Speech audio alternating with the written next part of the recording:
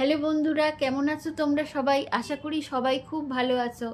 তোমাদের সবাইকে আবার একবার হ্যাপি নিউ ইয়ার। সবাই খুব ভালো থাকো, সুস্থ থাকো নতুন বছরে।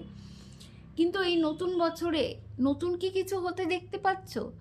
যারা আগের বছর রাস্তায় জঞ্জাল ফেলতো, তাদেরকেও আমি দেখছি এবছরও সেই রাস্তায় জঞ্জালই ফেলে যাচ্ছে। যারা রাস্তায় থুতু ফেলতো, পানের পিক ফেলতো, তাদেরও ওই সেই হ্যাবিটই রয়ে গেছে। ওই ট্রেনে বাসে ঝুলে ঝুলেই লোকে অফিস যাচ্ছে, আবার অফিসে গিয়ে বসের বকুনিও শুনতে হচ্ছে। তো চেঞ্জটা কোথায় হয়েছে একটু বলতে পারো? চেঞ্জ তো কিছুই দেখতে পাচ্ছি না।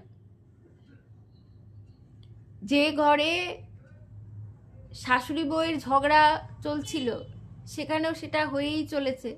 যারা কথায় কথায় রেগে যেত, যারা কথায় কথায় ঝগড়া করতো, তারাও সেটাই চালিয়ে যাচ্ছে। তো নতুন কি হয়েছে? কিছুই তো নতুন হতে দেখছি না। আর যারা 31 বড় বড় রেজলিউশন নিয়েছিল যে নতুন বছরে এটা করব ওটা করব, তারা সব কোথায় গেল? তাদেরকেও আর খুঁজে পাওয়া যাচ্ছে না। নতুন বছর এখনো নতুনই রয়েছে, জাস্ট কিছুদিন, সপ্তাহখানেক হয়েছে। এর মধ্যেই সবাই যে যার রেজলিউশন ভুলে টুলে গেছে। তো আসলে এই যে রেজলিউশনগুলো, এগুলো ওই 1 জানুয়ারির যে একটা এক্সাইটমেন্ট থাকে না, সে তার থেকেই নেওয়া হয়। মন থেকে কিছুই নেওয়া হয় না। ওই জন্য কিছুদিন যেতেই ব্যাস রেজলিউশন সব ভুলে যায় লোক, আবার গতানুগতিক সেই আগের কাজই সব হতে থাকে। আসলে কি জানো তো, নতুন কিছু করতে গেলে সবার আগে যেটা প্রয়োজন সেটা হলো মাইন্ড চেঞ্জ করার। মাইন্ড চেঞ্জের প্রয়োজন, যে আমি ভালো কিছু করব। তার জন্য নতুন বছর, নতুন ডেট, এসবের কোনো প্রয়োজনই হয় না। যদি কেউ মাইন্ড চেঞ্জ করতে পারে যে ভালো কিছু করব, তাহলে সে সেই মুহূর্ত থেকে শুরু করে দেবে। তার জন্য 1 জানুয়ারি, নতুন বছর, এসবের কোনো প্রয়োজন পড়ে না।